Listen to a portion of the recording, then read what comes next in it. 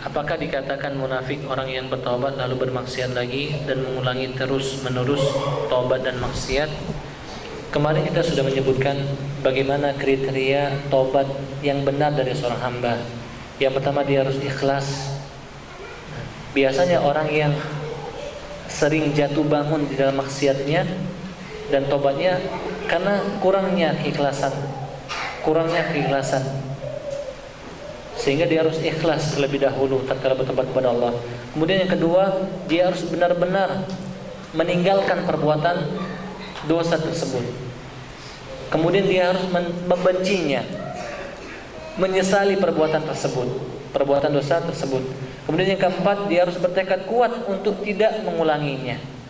Kalau misalnya seperti yang kita sebutkan kemarin, dia bertobat karena tidak ada kesempatan untuk bermaksiat atau karena sedang tidak ingin bermaksiat, maka tobat yang seperti ini yang rawan akan terkotori dengan maksiat yang sama pada waktu yang akan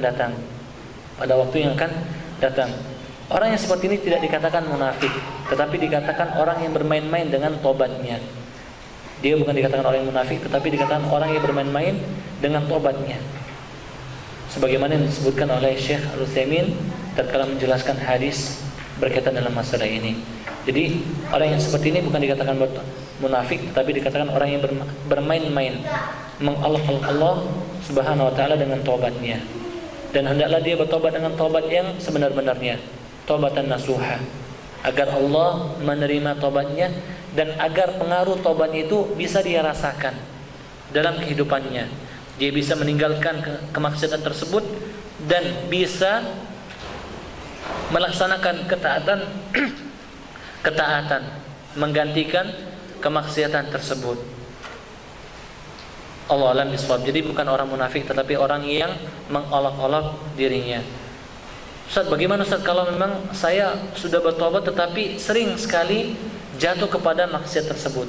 Maka sebagian ulama menyarankan untuk pindah, cari tempat yang lebih kondusif untuk bisa menjaga keistiqomahan tobat seseorang. Seperti kisah orang yang membunuh 99 nyawa, dia genapkan dengan membunuh 100 nyawa. Ketika dia bertanya kepada seorang ahli ibadah yang mengatakan kamu tidak bisa bertobat lagi atau tidak ada tobat bagimu, akhirnya dia bunuh. Kemudian dia menyesalinya lagi. Dia tanya kepada ahli ilmu, kemudian ahli ilmu tadi mengatakan masih ada tobat bagi dirimu, tetapi tempat tinggalmu itu ada tempat tinggal yang kurang baik, hendaknya kamu berpindah ke daerah sana. Daerah sana penduduknya banyak melakukan amal soleh. Lantas orang tadi pindah, belum sampai ke tempat yang tuju dia sudah meninggal dunia. Jadi kalau memang seperti itu kondisinya dan memang orangnya tadi merasa sudah benar tobatnya, coba dia koreksi lingkungannya.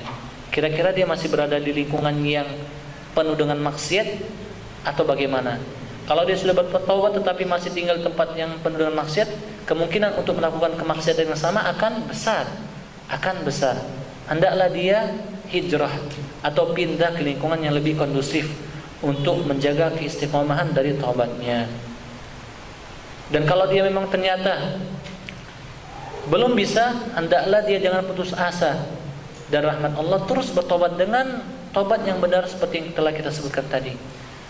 Dengan tobat yang benar seperti yang telah kita sebutkan tadi, dengan memenuhi rukun-rukun dan syarat-syaratnya. Allahu a'lam bishawab.